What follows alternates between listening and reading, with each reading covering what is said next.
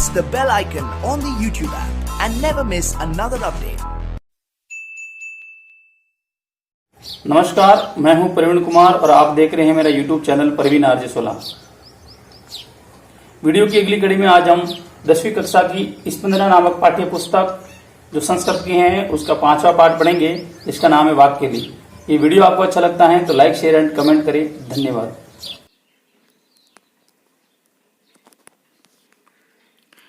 हाँ दोस्तों, तो हम आ चुके हैं अपने 5वें पाठ पर और आज इनके प्रश्न उत्तर पढ़ेंगे। क्योंकि ये पाठ हमने 2 भागों में पहले ही पढ़ लिया है, तो अगर आपने वो पाठ नहीं पढ़ा है तो इस वीडियो के डिस्क्रिप्शन में जाके आप देख सकते हैं और उस पाठ को आप पढ़ सकते हैं। या फिर मेरी प्लेलिस्ट क्लास 10 के नाम से जो बनी हुई है उसमें मैंने ये वीडियो अपलोड कर दिए हैं, तो आप वहाँ जाकर देख सकते हैं। इस वीडियो में आज केवल इस पाठ के प्रश्नोत्तर के बारे में चर्चा करेंगे।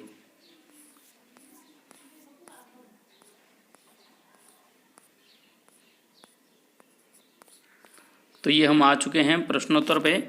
तो जैसा कि वस्तुनिष्ठ प्रश्न जो है ऑब्जेक्टिव हैं, उनमें अपन देखेंगे। पहला प्रश्न जो अपना है वो ये है, कस्तूरी कस्मात जायते। कस्तूरी किससे उत्पन्न होती है, यानी कहाँ से, कहाँ कस्तूरी कहाँ पाई जाती है। तो यहाँ पर ऑप्शन है मृगयात, मार्गात, मृगात, मृगात, मार्गात च। तो अपने जो उत्तर हैं वो मृगात यानी हरिण से उत्पन्न होती है।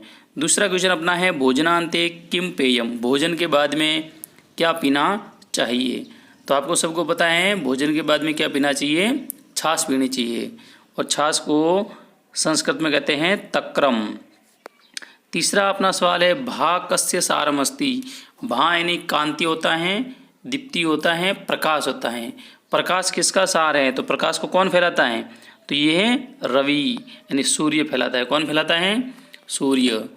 चौथा सवाल अपन देखेंगे कि सीमंतिनीसु का शांता, यानी स्त्रियों में, औरतों में, स्त्रियों में शांत कौन है। तो स्त्रियों में शांत कौन है, सीता। कौन है, सीता, रामायण में जो वर्णित है। पांचवा सवाल है त्वम दास्यसि इत्यस्य अर्थो अस्ति। त्वम दास्यसि, इसका अर्थ क्या है। तो इस दास्यसी जो शब्द हैं उसको अपन संधि विच्छेद कर लेंगे।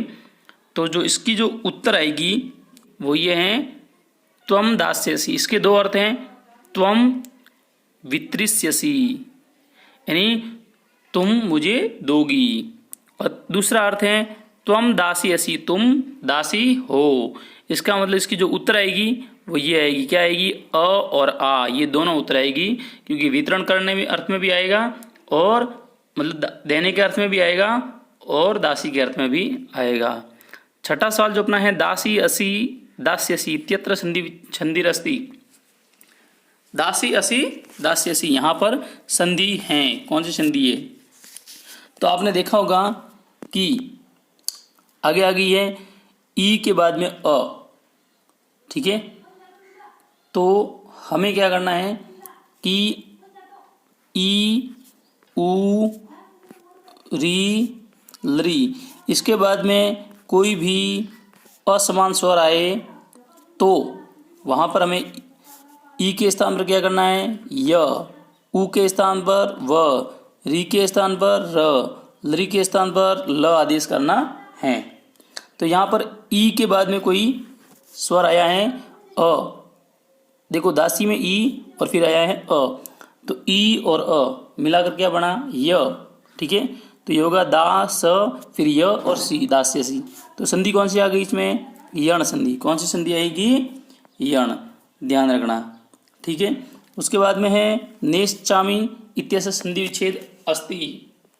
नेश्चामी, न प्लस इच्छा, आई बात समझ में। तो इसकी उत्तर आएगी न इच्छामी, क्योंकि यहाँ पर जो है वो संधि कौन सी हुई है, गुण संधि। और गुण संधि की क्या परिभाषा है आपको सबको मैंने बता रखा है क्लास में। तो अ या आ के बाद में, किसके बाद में, अ या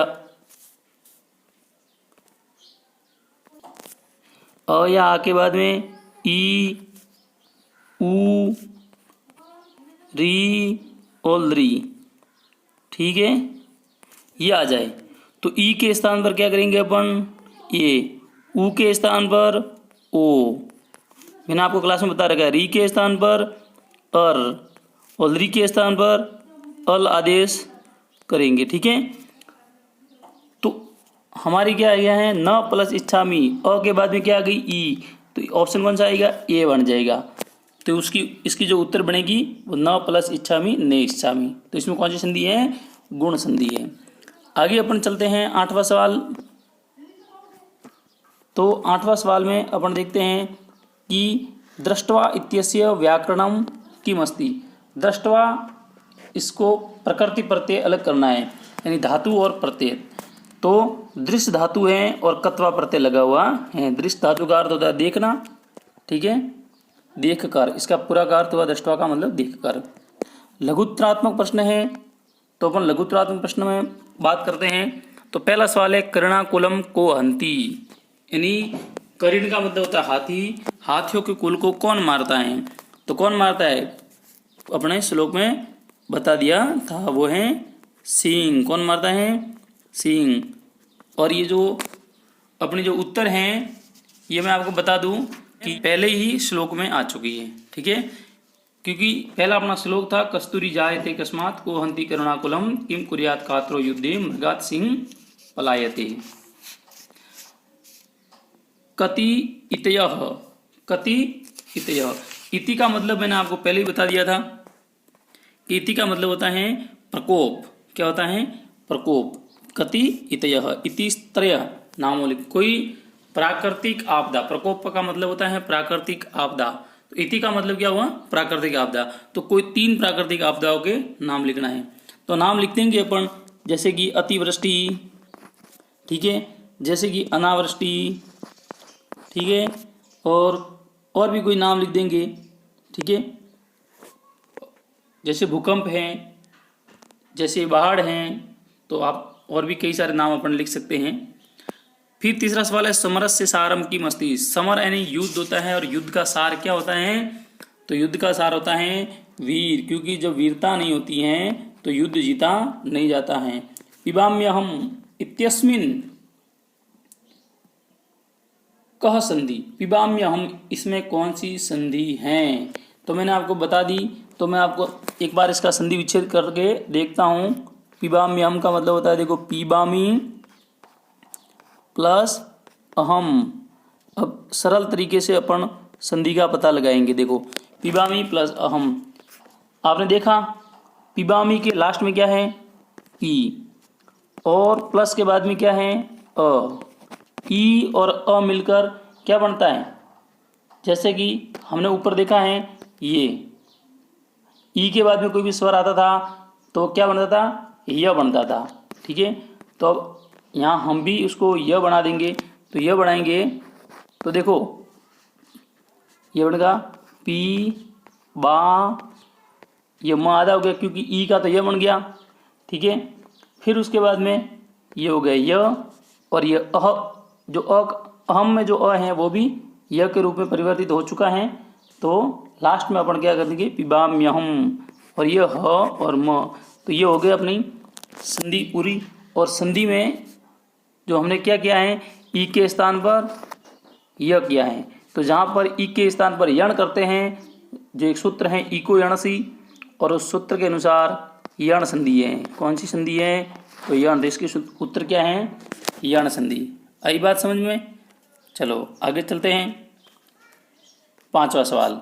5वां सवाल कह रहा है कि द्रोण हर्ष उपागत अत्र द्रोण शब्दस्य अर्थद्वयम् किम।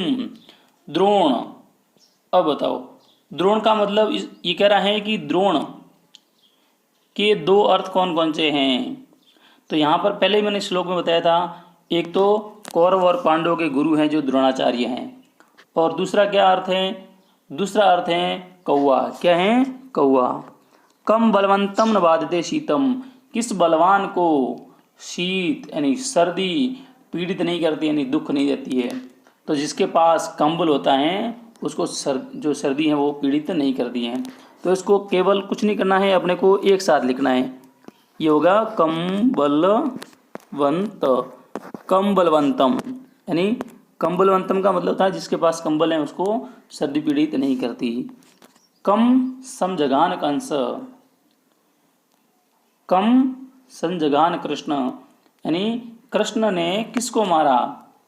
तो कुछ नहीं करना है, पहला और दूसरा वर्ण कर देते हैं तो ये होगा कन और ये स। तो कृष्ण ने किसको मारा था, कंस को मारा था। ठीक है, आगे 8वां सवाल है समजगान इत्यत्र कह उपसर्ग। समजगान में कौन सा उपसर्ग है। जैसे कि मैं इस शब्द को पढ़ रहा हूं समजगान, तो कौन सा उपसर्ग है इसमें, सम उपसर्ग है।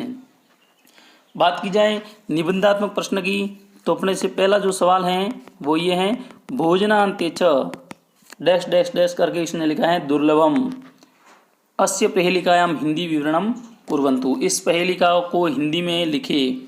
तो ये पहली मैंने मेरे वीडियो में बता दी है, वहाँ से आप उसको लिख सकते हो। केशवम पतितम दृष्ट्वा द्रोणम हर्षम उपागतम, ये जो इस पहेलिका का विवरण संस्कृत में लिखो, तो ये भी मैंने आपको इसी मतलब इससे आगे वाले वीडियो में, इसके जो वीडियो के 2 भाग बना रखे थे, प्रथम और द्वितीय, इन दोनों भागों में इसके उत्तर मैंने बता दिए हैं। आशा करता हूँ कि आपको ये वीडियो पसंद आया होगा। अगर वीडियो पसंद आया है तो मेरी वीडियो को लाइक शेयर एंड कमेंट करें, और आगे वाले पार्ट के वीडियो देखने के लिए मेरे YouTube चैनल प्रवीण आर जसोड़ा को सब्सक्राइब करें। धन्यवाद।